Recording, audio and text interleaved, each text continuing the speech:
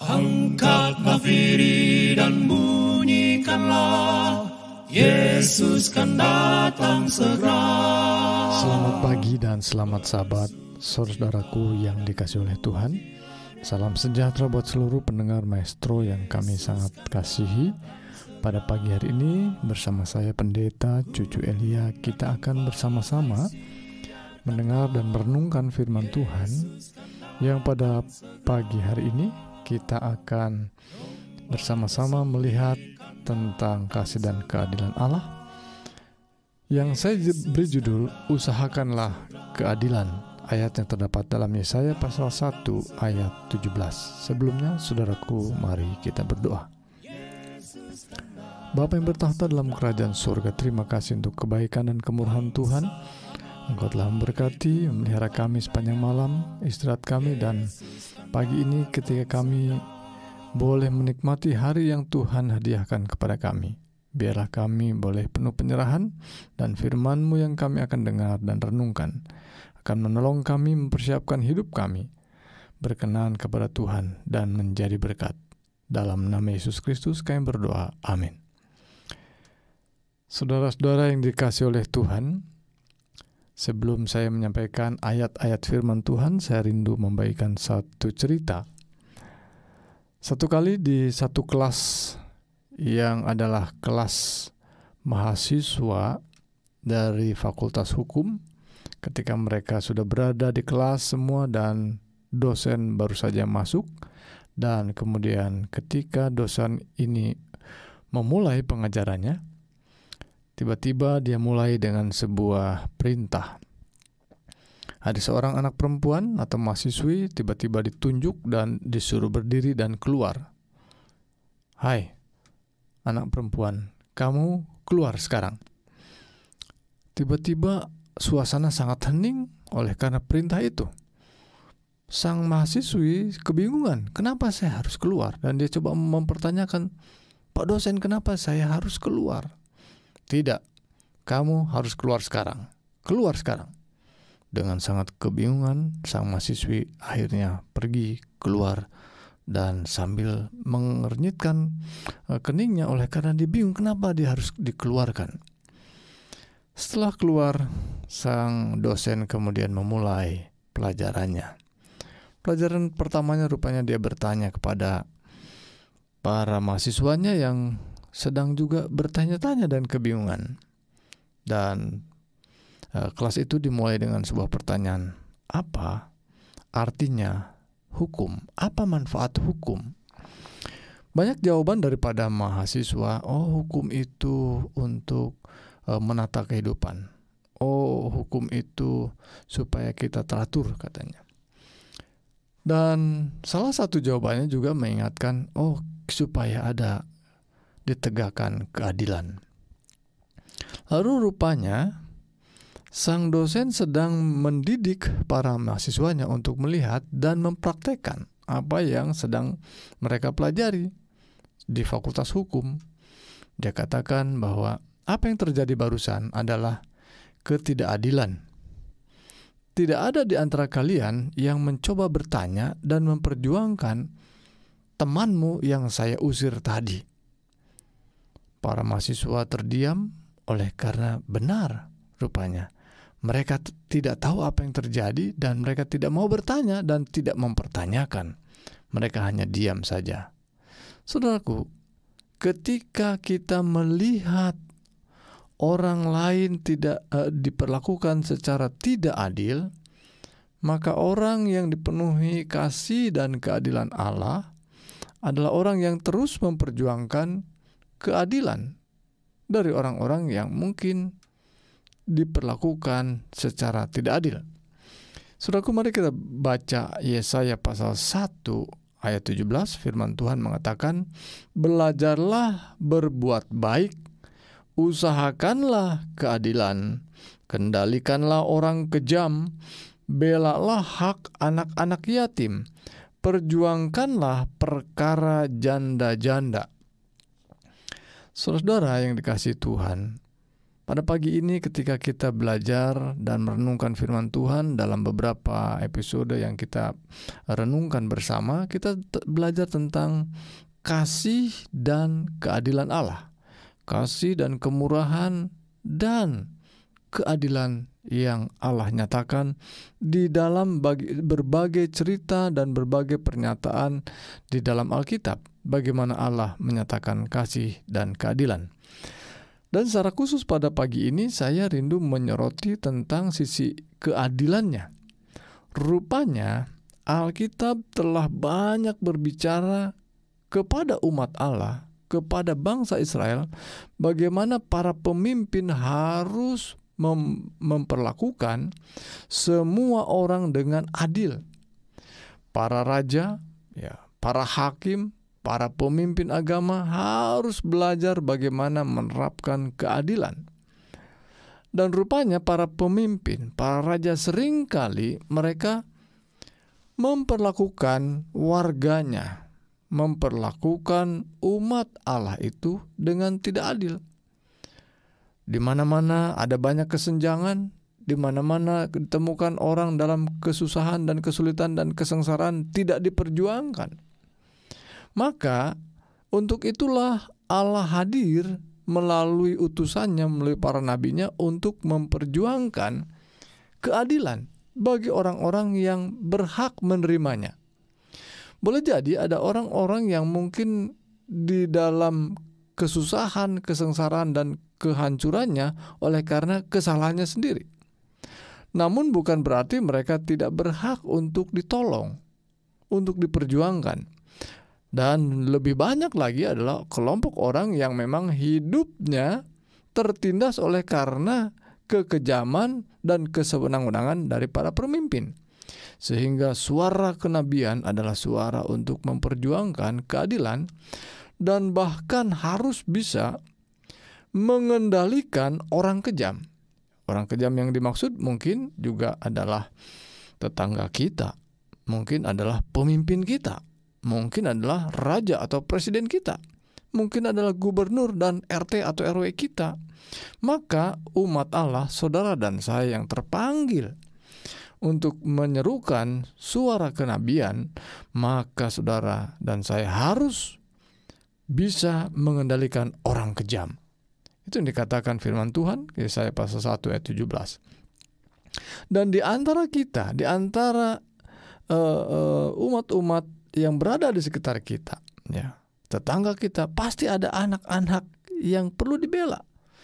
Mungkin di antara mereka ada anak-anak yatim, dan ada janda-janda yang sudah tidak mampu lagi, di mana anak-anaknya mungkin jauh atau anak-anaknya bahkan tidak ada, tapi dia harus berjuang sendirian dan dia dalam ketidakmampuan. Maka saudara dan saya didorong untuk menjadi pembela bagi mereka, mengusahakan, memperjuangkan perkara-perkara mereka. Saudaraku, dalam banyak ayat-ayat atau kisah-kisah di Perjanjian Lama, suara kenabian itu sangat mencolok, ya. Sementara di dalam dunia kekristenan kita melihat mungkin sangat menonjol bagaimana kasih itu dikhotbahkan, kasih itu seringkali didengung-dengungkan, dan kasih itu menjadi sesuatu yang paling menonjol dalam dunia kekristenan. Tapi saat yang sama, saudaraku sekalian, kita harus juga mengusahakan keadilan, karena kasih dan keadilan itu adalah sesuatu yang tidak bisa dipisahkan. Dua-duanya adalah hal yang juga terkait satu dengan yang lain. Karena ketika kita mengasihi Allah, kita harus menunjukkan kasih kita juga kepada sesama manusia. Karena Tuhan mengatakan kasih kepada Allah dan juga dengan segenap hati dan dengan segenap kekuatan, dan juga kasihilah sesamamu manusia seperti dirimu sendiri. Dan mempraktekkan itu, mempraktekkan kasih, melihat orang-orang yang tertindas, melihat orang-orang yang diperlakukan secara tidak adil, maka kita harus membelanya, dan itu adalah wujud daripada kasih. Maka itu adalah dua hal yang tidak terpisahkan. Seperti cerita yang saya sampaikan tadi, sesungguhnya ada banyak perkara di tengah-tengah hidup kita ini yang seperti yang dicontohkan tadi. banyak orang saat ini, ya kita boleh melihat barangkali pada waktu kepemimpinan gubernur di Jakarta, sebut saja namanya Ahok, banyak orang datang berbaris barangkali ya, mengantri untuk menyampaikan haknya yang tertindas, haknya yang tidak dibela, haknya yang selama ini tidak bisa mencari pembelaan kemana-mana. Para pemimpin tidak mengusahakannya. Ya, para pemimpin lembaga, mungkin kepolisian, kejaksaan, atau para pemimpin di daerah, entah mungkin itu di dekat kita RT dan RW, membiarkan, ya, seolah-olah biar saja solusi terjadi begitu saja. Ternyata solusi tidak terjadi begitu saja. Kita harus mengusahakannya sehingga orang mengantri semua untuk menyampaikan harapannya bisa dibela, diperjuangkan oleh pemimpin mereka. Saudaraku, mungkin kita rindu sebagai para pemimpin. Mungkin saudara adalah pendeta. Mungkin saudara adalah pemimpin di warga kita, entah itu ketua RT, RW, atau bahkan mungkin saudara adalah pemimpin di perusahaan. Apakah kita sedang mengusahakan, memperjuangkan hak-hak mereka? Ya, barangkali saat ini bila mana orang-orang saudara kita yang sedang mengikuti atau menunaikan puasa dan sebentar lagi Lebaran, sebentar lagi mungkin mereka berharap ada THR. Ya, sudah mau dekat Lebaran, sudah mendekat Hari Raya, belum juga ada THR katanya. Diperjuangkan, diusahakan, maka pemimpin harus memperjuangkannya karena itu haknya. Dan kalau tidak, maka harus ada suara kenabian tadi, mengusahakan hak mereka. Anak-anak di sekolah belajar tentang kewajiban mereka, apa yang harus dilakukannya, apa yang menjadi kewajibannya bagi orang tua. Tapi saat yang sama ada hak-hak yang mereka harus tahu dan harus mendapatkannya. Dan ketika tidak dapatkannya, maka suara kenabian harus disampaikan. Inilah hak mereka yang harus diperjuangkan. Saudaraku, bila mana tadi saya menyebut bahwa perjanjian lama banyak kita bisa mengutip ayat-ayat kitab suci terkait dengan bagaimana para nabi mengusahakan, memperjuangkan, menyuarakan suara kenabian. Saya ingin baca beberapa nabi yang dimaksudkan. Salah satunya adalah Nabi Mika. Ya, dalam Mika pasal 6 ayat 8, ayat yang sangat populer, ayat yang sangat sentral dalam kitab Mika. Demikian dikatakan, Mika 6 ayat 8, "Hai manusia." Ya, tekanannya juga sangat tegas ya. Manusia berarti saudara dan saya, ya, tekanannya begitu tandas. "Hai manusia, telah diberitahukan kepadamu apa yang baik. Dan apakah yang dituntut Tuhan daripadamu selain berlaku adil, mencintai keadilan, dan hidup dengan rendah hati di hadapan Allahmu?" Dapat dikatakan kitab Mika inilah ringkasannya. Sangat sederhana. Yang dituntut daripada saudara dan saya adalah berlaku adil. Ya. Kasih itu harus ditunjukkan dalam perlakuan yang adil kepada sesama kita. Keadilan tentu saja bukan keseragaman, tapi bagaimana perlakuan hak-hak yang dimiliki. Mereka yang paling miskin sekalipun, mereka yang paling dianggap tidak bermakna di masyarakat, mereka juga masih punya hak. Mungkin berbeda, tetapi mereka juga adalah memiliki hak yang juga harus diperjuangkan. Dan usahakan, katanya, mencintai kesetiaan dan hidup dengan rendah hati di hadapan Allahmu. Hidup dengan rendah hati adalah hidup yang membuat kita menyamakan diri kita dengan sesama kita. Kita di hadapan Allah sama derajatnya, ya, dengan orang-orang di sekitar kita. Jangan sampai ketika kita memiliki harta yang lebih banyak, kemampuan yang lebih hebat, jabatan yang lebih tinggi, ya, boleh jadi kita menganggap lebih daripada yang lain di hadapan Allah. Tidak. Orang-orang yang hidupnya rendah hati adalah mempercayai, meyakini bahwa kita dengan sesama kita adalah sama di hadapan Allah. Itulah yang Tuhan katakan, berlaku adil, mencintai kesetiaan, dan hidup dengan rendah hati di hadapan Tuhan. Selanjutnya dalam kitab Yeremia, Nabi Yeremia juga menyerukan suara kenabian yang sama.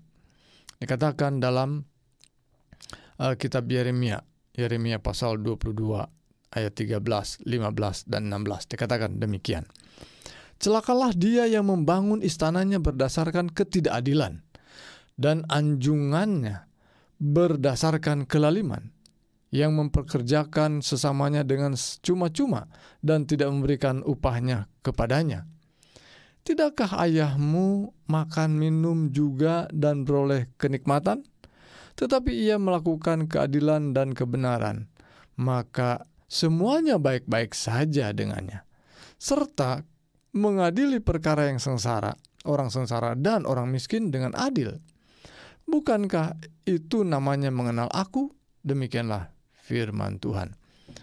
Tuhan sangat peduli melalui kitab Yeremia ini. Nabi Yeremia menyerukan, kalau engkau memperlakukan ketidakadilan, apakah itu yang dia namakan orang yang mengenal Tuhan? Rupanya Tuhan mengingatkan betapa orang yang mengaku-ngaku mengenal Tuhan, tapi tidak memperlakukan dengan adil orang sesamanya, maka dianggap tidak mengenal Tuhan. Ya.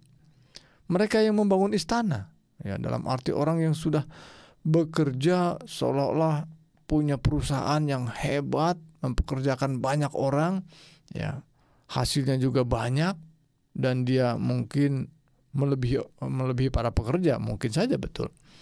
Tapi kalau hanya didapat dari memeras tenaga, ya, dari orang-orang upahannya, sementara orang upahannya hidup sangat melarat, adalah tidak adil.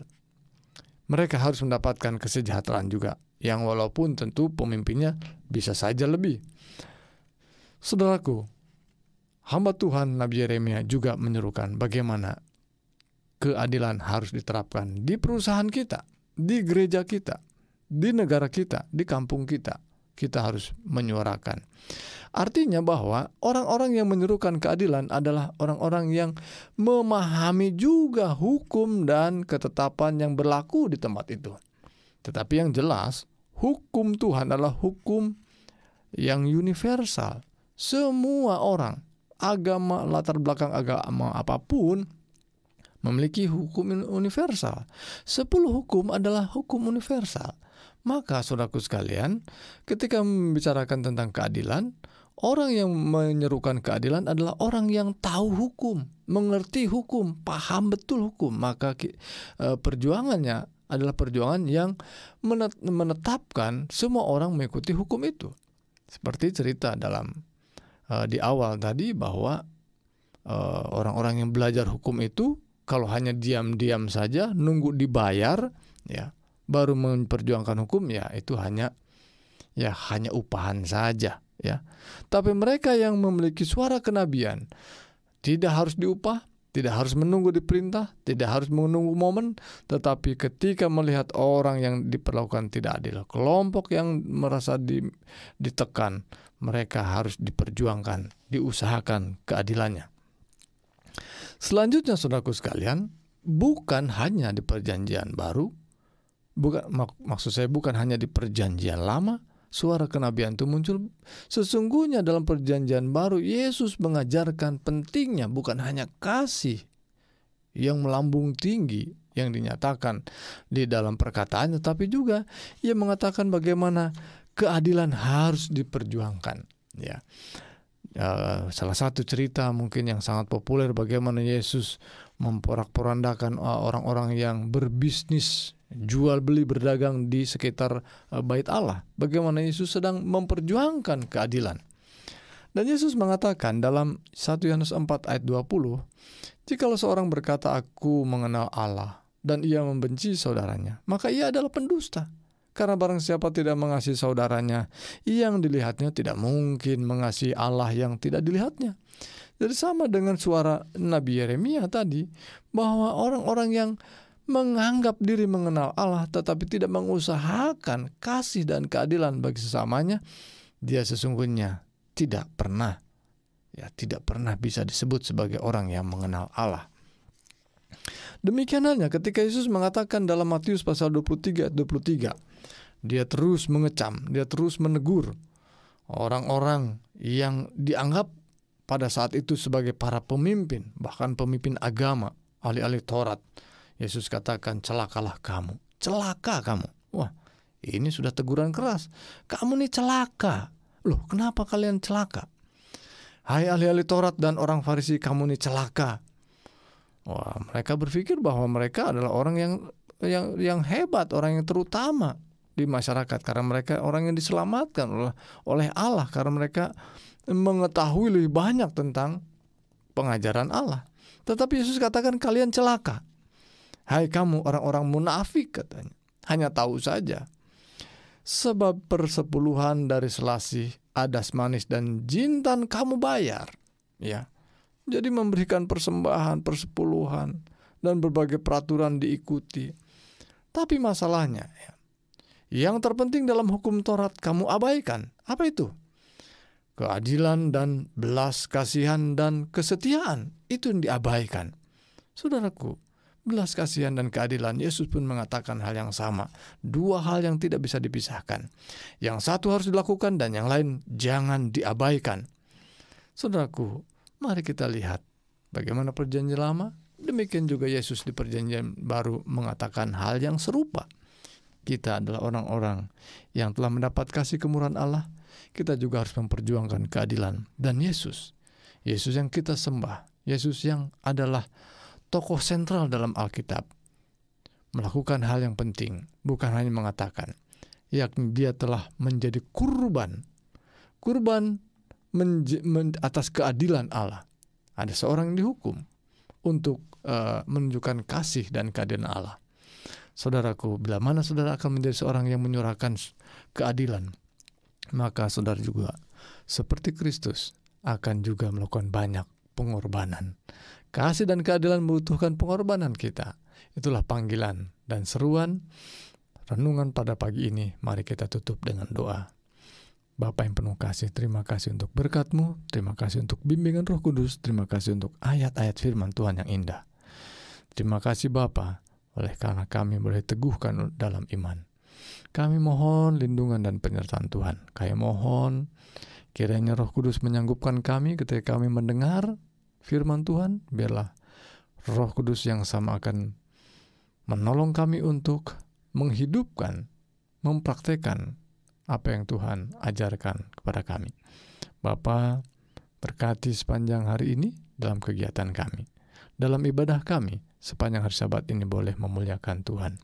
Bahkan mereka yang sakit, Tuhan berkenan jamahan tangan memberikan kekuatan dan kepulihan. Mereka yang saat ini boleh jadi lemah iman, tidak datang kepada Tuhan, tetapi biarlah oleh teguran-teguran yang mungkin oleh sepintas orang, mereka boleh dipanggil kembali kepadamu Tuhan. Itulah doa dan harapan kami Bapa. Kami serahkan hidup kami sepanjang hari dan sepanjang kehidupan kami ini di dalam satu nama yang berkuasa, Yesus Kristus, Tuhan.